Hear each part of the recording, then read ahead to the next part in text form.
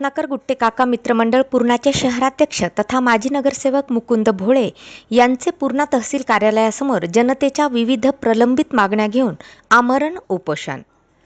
या उपोषणातील प्रमुख मागण्या अशा: नंबर 1, पंतप्रधान मंत्री आवास योजना आणि रमाई घरकुल योजनेमध्ये भ्रष्टाचार करत असलेले अधिकारी तसेच कर्मचारी आणि कुशाग्र असोसिएशन प्रायव्हेट लिमिटेड नांदेड या एजन्सीचा अधिकार काढून त्यांना तात्काळ निलंबित करून चौकशी करण्यात यावी। नंबर 2 ची मागणी आहे, प्रधानमंत्री आवास योजनेसाठी नोंदणी पावतीसाठी रक्कम ₹100 ची बनावट पावती देण्यात आलेली आहे। बनावट पावत्या दिलेल्या कर्मचाऱ्यांवर कारवाई झाली पाहिजे। नंबर 3 ची मागणी आहे, संजय गांधी अंतर्गत असलेल्या सर्व योजना आणि लाभार्थ्यांना दरमहा ₹6000 अनुदान देण्यात यावे। नंबर 4 ची मागणी आहे, वडार समाजाच्या स्मशानभूमीसाठी जागा उपलब्ध करून देण्यात यावी। 5 ची मागणी आहे, सिद्धार्थनगर, आंबेडकर नगर आणि फुले नगर पूर्णा येथील घरकुलांसाठी सर्वे नंबर 158 मधील लाभार्थ्यांना दिनांक 1/1/1995 नुसार योजनेचा लाभ देण्यात यावा। नंबर 6वी मागणी आहे, पूर्णा येथील रिलायबल ॲग्रो फूड्समध्ये स्थानिकांना 70% रोजगार उपलब्ध करून देण्यात यावा।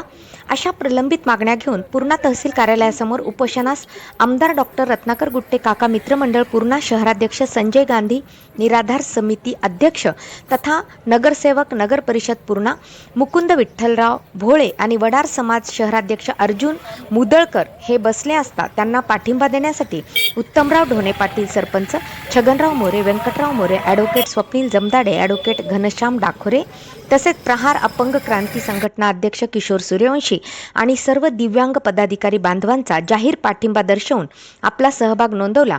तर या शहरातील आणि ग्रामीण भागातील उपोषणासाठी महिला आणि पुरुष हजारोंच्या संख्येने आपली उपस्थिती दर्शवली होती।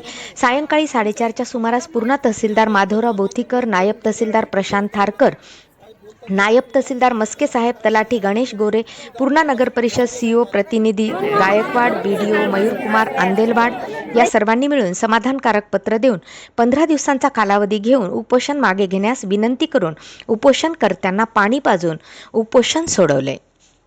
आणि मला 100% गॅरंटी आहे की हे ज्या महिला इथं आज इतक्या पोटतिडकीनं सकाळी 11 वाजल्यापासून इथं उपस्थित आहेत, तर ह्या महिलांना आमचा अधिकार मिळेल अशी आम्ही इथे ग्वाही देतो आणि रत्नाकर गुट्टे साहेब आमच्या ह्या मागण्या पूर्ण करतील असे आम्हाला आश्वासन आहे। धन्यवाद। पूर्णा तहसील कार्यालयासमोर रत्नाकर गुट्टे काका मित्रमंडळातर्फे आज अमरण उपोषण या प्रारंभस्थळी माननीय मुकुंददादा भोळे यांच्या नेतृत्वाखाली उपोषण चालू आहे। या उपोषणासाठी पूर्णा शहरातील सर्व दिव्यांग बांधवांच्या वतीने आज जाहीर पाठिंबा देण्यात आला आहे। व त्या संदर्भामध्ये माननीय तहसीलदार साहेब यांना ₹6000 वेतन व सर्व मागण्या त्वरित मान्य कराव्यात असं विनंती करण्यासाठी आम्ही इथं आलेले आहे। त्यानंतर पूर्णा नगरपालिकेत आत्तापर्यंत 5% निधी दिव्यांग बांधवाचा वाटप केलेला नाही, तरी त्वरित आदेश देऊन सणासुदीच्या अगोदर, दसऱ्याच्या अगोदर हा निधी वितरित करावा ही याच्यासाठी आम्ही आज जाहीर पाठिंबा देण्यासाठी पूर्णा शहरातील सर्व दिव्यांग बांधव आलो आहे। धन्यवाद।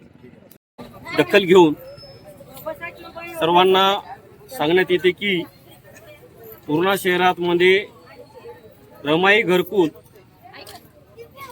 आणि प्रधानमंत्री आवास योजनेसाठी घरकुल जे आहेत, या घरकुलाला नगरपालिकेमध्ये अडवणूक होते किंवा जागा दिल्या जात नाही किंवा वेळेवर चेक दिल्या जात नाही किंवा ही ₹100 काहीतरी पावती वगैरे काहीतरी बनावट फाळल्या जाते असं जे उपोषणामध्ये मांडलेलं आहे। आताच मी शिवसाहेबांना बोललेलो आहे। शिवसाहेबाचे प्रतिनिधी गायकवाड आलेले आहेत।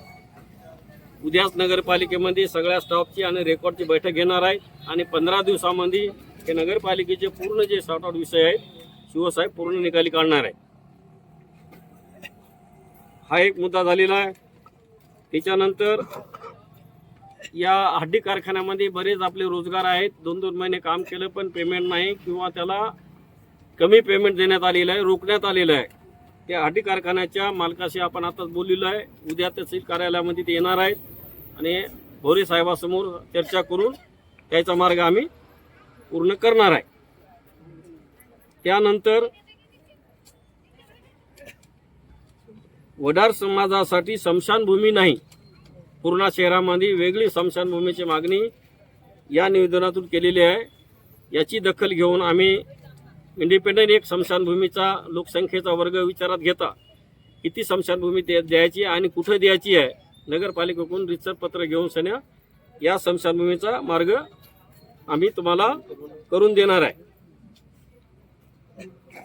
आणि सिद्धार्थनगर, आंबेडकरनगर, फुलेनगर, पूर्णा येथील घरकुल सर्वेसाठी 158चा जो प्रश्न आलेला आहे, यापूर्वी वर्षाखाली दादाराव नावाचे पंडित उपोषण केलं होतं नगरपालिकेसमोर. त्याच वेळेस आम्ही एक पत्र देऊन टाकलं की त्या सर्वे नंबरचा कुठलाही डिस्प्यूट त्याच्यामध्ये राहिलेला नाही. त्यामुळं असं काही वैयक्तिक वगैरे अर्ज करून मला वाटतं याची गरज नाही. सर्व आम्ही ते पत्र दिले ते तुम्हाला सर्वांना देऊन टाकतोय. हे असे सार्वजनिक मुद्दे होते.